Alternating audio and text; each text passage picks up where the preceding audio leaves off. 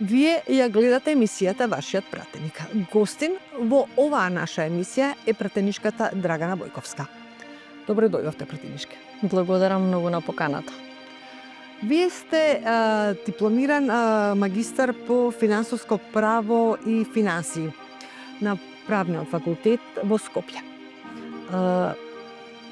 Што работевте пред да ве видиме во пратеничките копи? Благодарам, исклучителна можност е можеби граѓаните да не запознаат и од едно поинакво светло, не само нели на политичката сцена, туку и да дознаат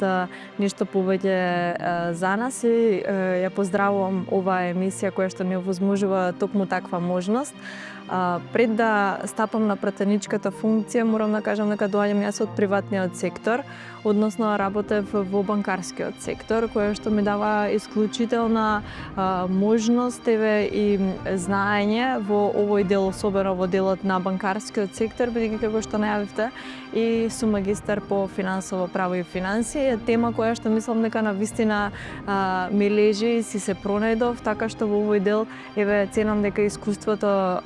во банкарскиот сектор исто така допридонесува да имаме пошироко и поголемо знаење, особено ценам дека многу е важно пратениците да имаат исто така и допир со се она кое што значи приватен сектор. Имено и пред да стапам на функцијата пратеник, бев советник во Советот на општина Илинден и исто така уште една паралела ќе направам со ова, да имаме допир исто така и со локалните проблеми на луѓето, на нашите граѓани кои што не избираат. Така што во овој дел накратко пред да стапам на пратеничката функција, тоа се моите работи на кои што можеби работев најпосветено пред да бидам тука. Што ве предизвика да влезете во политиката? Што беше кај вас пресудно да вие сте многу млада личност? Да, многу пријатели, вака и познаници, знаат да ми го постават истото прашање, зошто толку млада се одлучи, што ти требаше политика, народно кажано, е прашањето, но ќе бидам многу искрена со вас, како се случи моментот да имам мотив да влезам во самата политика. Имено, како и секој обичен граѓанин, кој што ги следи дневните вести секојдневно, и периодот беше некако преплавен со негативни вести за тоа што не чини, и седејќи со моите, често коментиравме дека некои работи не чинат и дека треба да се променат. И морам да признам дека отсекогаш сум сакала да бидам човек кој што прави промени и во животот, но и вака професионално да се стремиме кон нешто подобро. Мотивирана од тоа е единствената причина заради која што влегов во политиката, е да влезам некаде и да ги направам промените за кои што цениме дека треба да се случат. И се случи момент да речам, добро, зошто постојано седиме дома и коментираме за тоа како треба да биде, зошто не влезам и да ги кажам конкретните идеи онаму каде што најдиректно се креираат тие политики. И така некако бев најнапред мотивирана да влезам на локално ниво, бидејќи ќе почнам од најбазичните работи, од тоа да имаме соодветни услови за инфраструктурни услови во општината, од аспект на соодветен пат низ кој што ќе можеме да се движиме понатаму, соодветни паркови за деца, зеленило и така натаму, нешто кое што навистина како млад човек го чувствував како потреба пред се да се случи во мојата локална средина. И така почна приказната за влез во политиката, и водејќи се секако од идеологијата која што и јас лично ја застапувам, така што некако најлесно да се вклопив да влезам и во политичката партија ВМРО-ДПМН, која што е моја матична партија, и благодарностите што навистина јас млада влегов и еве сум најмлад пратеник во собранието, која што дава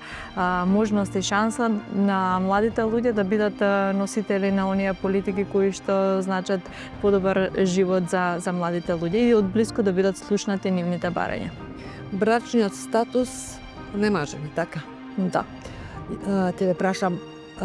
родителите се многу битен сегмент нели на секој во животот на секој од нас. Како тие ја гледаат целата ситуација ова во влегувањето во политиката? Па морам да признам дека без родителите, без поддршка од семејството не би било ништо возможно, така што од првиот момент и секој пат низ животот биле моја најголема поддршка и сум најмногу благодарна на нив што не само на мене, но и на мојата сестра, на мојот брат вложуваат континуирано низ нашиот живот, пред се во образованието, секогаш било репер кај нас во семејството да се вложува во образованието и бескрајно сум им благодарна за истото што ете сум имала шанса истото да ми биде овозможено, но и пред се да не научат на најпотребните вредности кои што човекот треба да ги поседува, тоа е да се почитуваме едни меѓу други, не само во семејството, туку и во заедницата и да бидеме честни и трудолюбиви. Секако без тие вредности кои што човекот треба да ги поседува како индивидуа, не мислам дека големите цели заради кои што и лично јас ги имам пред се во животот, а и во политиката да направиме искрени промени, дека не би било истото возможно. Ова е ваш прв пратенички мандат. Ве гледаме сега во собранието. Од оваа позиција, зашто најмногу би се залагале? Претпоставувам дека тоа се младинските прашања со оглед на тоа дека сте вие многу млади. Да, па можеби најприродно мене ми се фокус младинските прашања, точно, но интересно е што некако кога разговараме за младинските прашања, јас го разбирам тоа на начин што младите треба да ги интересира буквално се. Значи не сакам да постои општество во кое што ќе се стреми да се каже дека младински политики се само образование и спорт. Затоа секој пат ја испраќам пораката дека младински прашања буквално значи се. Значи подобро здравство, значи подобро животна инфраструктура, значи подобри патишта и локални и автопатишта, значи подобри услови во културата и така натаму, така што да, можеби условите за учење, за студирање се примат еве во младинските прашања, но и се она кое што значи подобро живење како општествени чинители е и наш фокус. Како председател на клубот за младински прашања и политики, можеби навистина тоа ми е основна задача во овој мој мандат, но од друга страна и она кое што е и моја професија, кое што е можеби најблиску до мене, да кажам, тоа е економијата, бидејќи ценам дека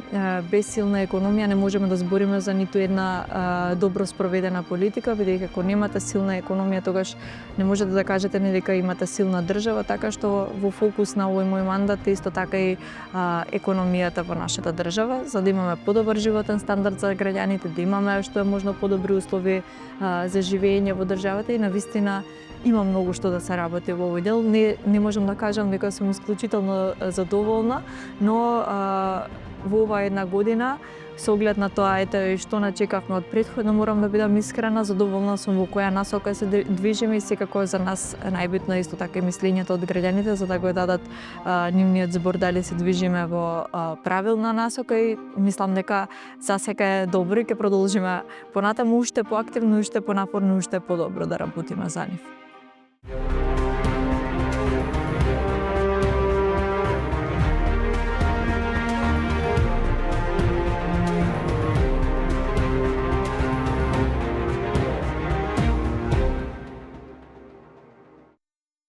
Пратеничке Бојковска, освен што се координатор на клубот на младински прашања и политики, вие членувате во неколку работни тела, Комисијата за надворешна политика и надворешна трговија, таму сте заменик член, потоа Комисијата за финансирање и буџет, заменик член, Комисијата за социјална политика, демографија и млади,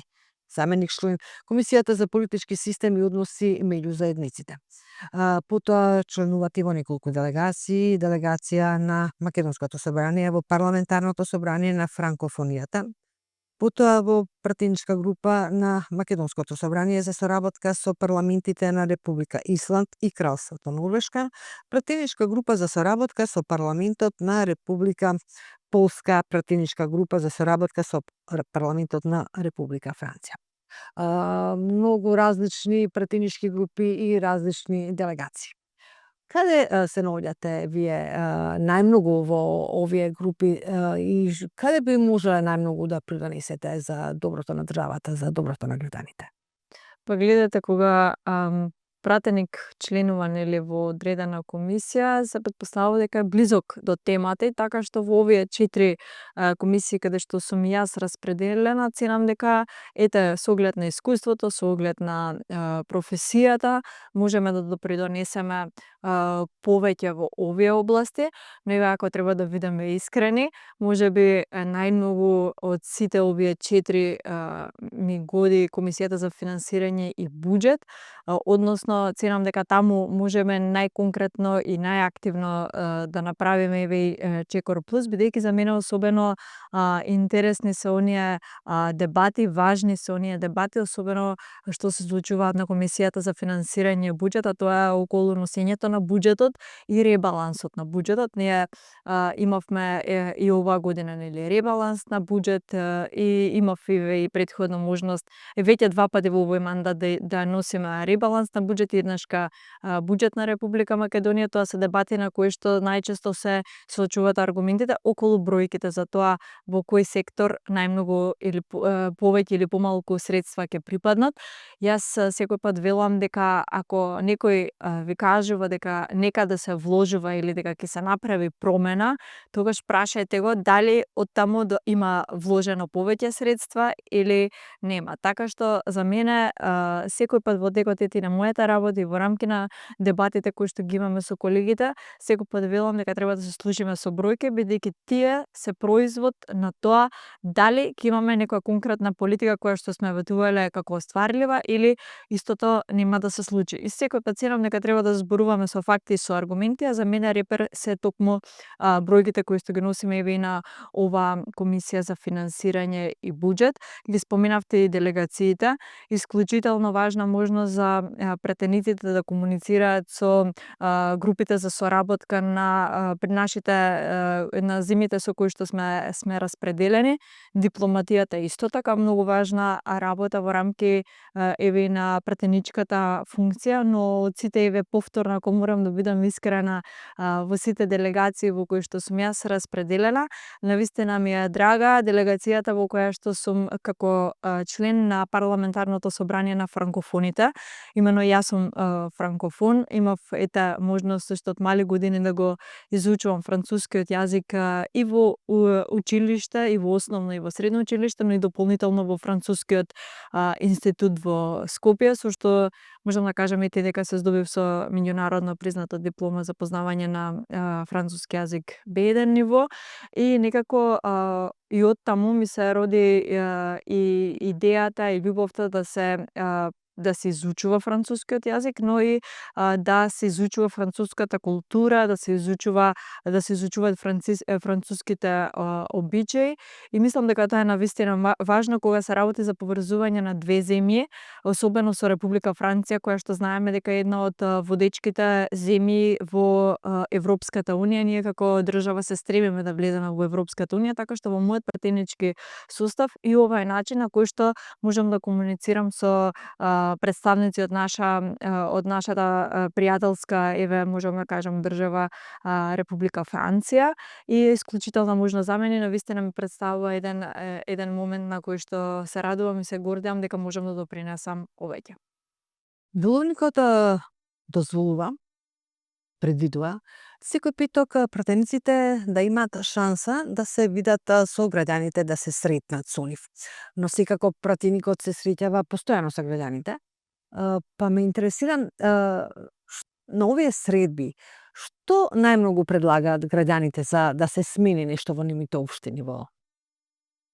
Имам и јас пратеничка канцеларија, односно граѓанска канцеларија во општина Илинден, во самата зграда на општина Илинден, каде што се среќаваме со граѓаните, но како што кажавте и во вашиот вовед, како млад човек особено преферирам и многу почесто да имам директен контакт и со нив и низ патеката, пешачката патека во Илинден, каде што често пешачам и во кафулињата, на социјалните мрежи исто така сум најдостапна можеби за да одговорам на граѓаните,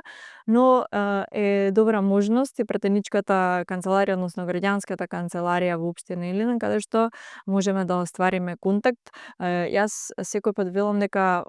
мораме да имаме контакт и допир со граѓаните за да бидеме во реалност за сите случувања што ни се случуваат во државата и мислам дека само со личен контакт со нив можеме да бидеме чекор поблиску до носење на вистински и реални политики во државата. Интересно прашање што бараат најмногу, па има прашања од најразлични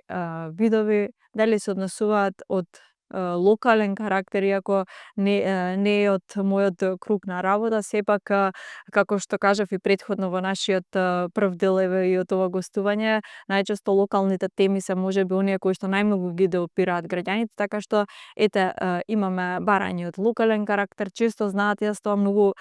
позитивно го примам што доаѓаат и граѓани чисто да се запознаат со пратеникот, да се видат со него, некои па даваат критика, но ме радува тоа што и доаѓаат луѓе кои што дадат конструктивна пофалба во рамки на работењето, што јас лично го ценам, иако секој пат велам дека можеби критиките ги ценам повеќе за да знаеме каде треба да се усмеруваме подобро. Зашто најмногу ќе се залагате во пратеничките групи за доброто на граѓаните? Има многу. И пошто сакаат најмногу да бидете запаметени, иако сте млада личност, сепак секој сака да остави трага после своето парламентарно одесување. Многу има што да се работи, повторно ќе кажам. Не велам и јас не можам да кажам дека сум задоволна, дека се е